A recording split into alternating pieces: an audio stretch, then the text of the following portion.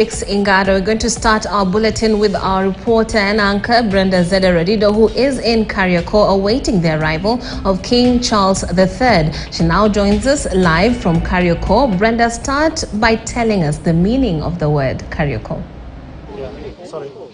Good morning, Trix. As you rightly put it, I'm at Kariokor. Okay, Kenyans call it Kariokor, but the real name is Kariokors. This is the reason as to why it was called Kariokors. It's because of the Africans who are helping the British government in the World War I in fights. They're using Africans to carry for them their machineries for war, and so some of them died and were buried here. At least 59 graves have so far been identified, and even where I'm standing, Trix, right now, we've been informed by the Common War Wealth Commission that I might even be standing on a grave. And so right now, let me bring in Daniel Achini, who is, Daniel Achini, who is the regional manager for ESC, the East Africa Commission, Commonwealth War Graves Commission, just to explain to us more about this war grave, because they're saying they're still doing some ground investigations just to get more war graves. Daniel, can you talk to us about this Commonwealth War Grave? Thank you very much. My name is Daniel Achini, Regional Manager for East Africa, Commonwealth War Graves Commission. Now, Kariokor Cemetery, where we're standing today, gets its name from this district's connection with the Carrier Corps, an African labor service that served with the British forces during the World War I campaign. Now, we have 59 marked graves in this cemetery that came from the World War II, but we believe through our research that we have First World War casualties buried in this cemetery. And earlier on, you told the members of the press that even where we are standing, we might be standing on graves. So how are you going to identify these graves and probably cement them for memories? Now, we are doing research, and we are working with the British Army Training Unit, and we have done a ground penetrating radar to scan this ground and know where potential graves are.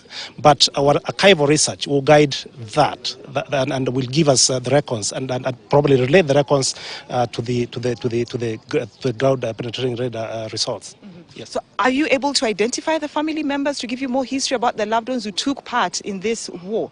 Exactly. Yeah. We can get the family members because we are getting the original records when these casualties. I mean, when these soldiers were recruited, and the records list the family members, the next of kin, and we can actually visit those family members and get their interviews and talk to them about the casualties. The King and the Queen are supposed to make their way here today. What do we expect from them? We've also seen some elderly in attendance. The King is coming here primarily to show the support in this project. It's a very important project to find records of those Africans who mostly, are not commemorated.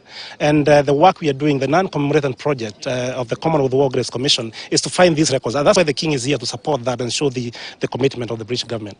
Thank you so much, Daniel Achini from the Commonwealth War Graves, who has actually spoken to us here on KTN News Live just to try and explain to us the real meaning of Kariokor. Tricks. Many people call it as Kariokor, but then you've heard it's Carrier Corps. And right behind me, Tricks, just final preparations of what is happening. If I may ask Kemei to just pan so that you can see the live coverage that we have for you. Some of the British soldiers are here. They're just waiting for the King and the Queen to arrive. We expect the King and the Queen to lay a wreath at some of these graves, the 59 graves that have so far been identified here, and they've actually been labeled, these war graves, so that you can be able to know who is lying here and who's lying where. But even as Daniel Achini earlier on told us, it is that even where we are standing, we can be standing on a grave that we don't even know. And so that is why the Commission is working so hard to identify some of these graves so that they can cement them. We've also seen the elderly, some of the people who were involved in the war, in the World War I, and so they're also here. They'll be telling the King about, their experience, what they went through during that World War when they were helping the British government in fighting, because some of the Kenyan warriors were actually helping the British government to actually carry some of the weapons just to try and make them win the war. And Trix, let me just give you a bit of some live natural sounds before I hand it over to you so that you can get to hear what is happening.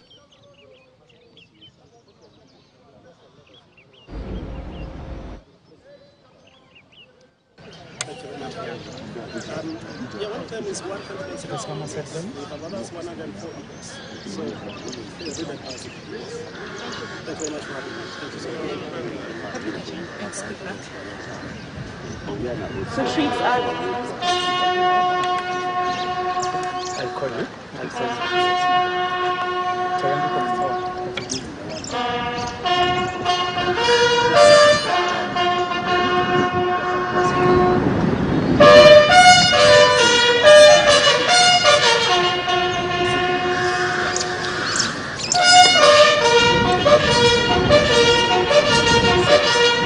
Sights and sounds from Kariokor, whereby we're having our reporter Brenda Redido keeping tabs on those proceedings as King Charles III is going to be heading there later on just to pay his respects to those